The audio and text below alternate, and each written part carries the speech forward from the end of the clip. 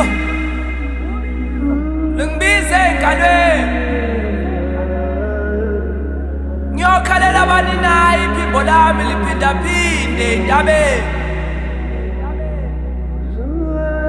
Ngithi inyawo zami ngibeleze kulomhlaba nemsini Ngifunana noxolo engalweni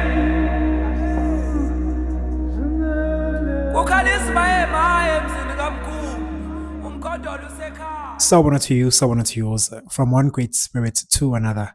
Welcome to Ubizo Daily. Today, we don't end the week with outrage alone, because outrage without construction becomes performance, and that we don't do here.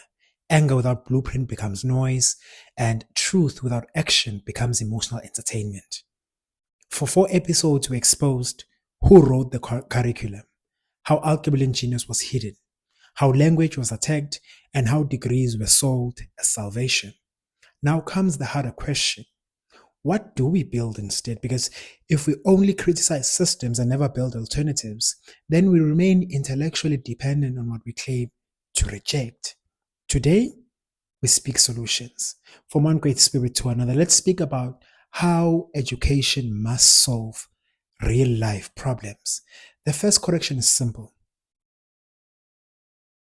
Education must solve real problems. Can students graduate knowing how to grow food, build businesses, understand taxes, manage money, protect land rights, build technology, lead communities, resolve conflict? Can they? Because I've come to understand that many leave institutions only knowing theory, but unable to solve practical life problems and experiences. And that must end. Education must become useful. Again, let's talk about restoring historical truth. Every Alkebulan child should know the Mali Empire, Kingdom of Kush, Great Zimbabwe, Kingdom of Mapungubwe. They should know Alkebulan scientists, Alkebulan engineers, Alkebulan philosophers, Alkebulan warriors, Alkebulan agricultural systems, Alkebulan architects. This is not propaganda. It is historical correction. Children must inherit confidence built on truth. And whilst we're on truth, let's speak about the fact that language must return to the center. Teach children in their mother tongues. Preserve multilingual education. Record elders. Digitize oral traditions. Publish indigenous literature. Support indigenous language media. Language preservation is national security. Because the people disconnected from their language become disconnected from civilizational memory. Great Spirit, let's speak about entrepreneurship and how it must become normal. Not everybody should be trained to seek employment. Some must seek employment, others must teach, others must focus on business education, trade, technology, agriculture, manufacturing, creative ownership, digital infrastructure. We need job creators, we need creators, we need artists. Not generations waiting for governments and corporations to rescue them. Elders and indigenous knowledge holders must return. I'll repeat that.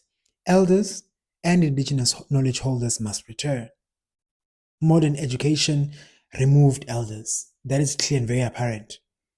They removed oral wisdom. They removed practical community leadership. They removed indigenous healers and removed spiritual custodians. That was an intentional mistake. Communities do need intergenerational learning again. Children need modern science and ancestral wisdom, both, not one at the expense of the other. And as we're about to close, let's speak about becoming the alternative. And now the hardest and harshest truth. Do not wait for governments alone.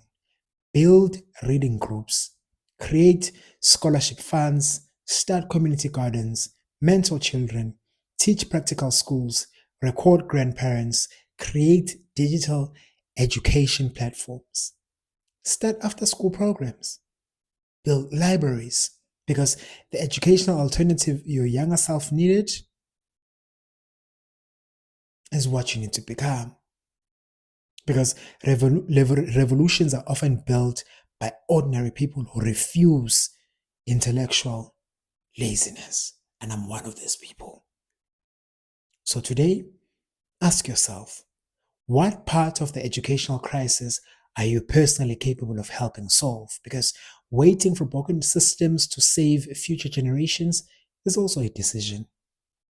And future generations deserve builders, not just critics. The classroom of the future may not begin in universities. It may begin in homes, in villages, in community halls, in farms, in studios. And minds brave enough to rebuild what was broken. Mine and yours. Until next time, okuhle, umusa, kanye nokukhanya ekuhambeni kwakho. Light, mercy, and blessings on your path. Ubizo Daily. The call continues.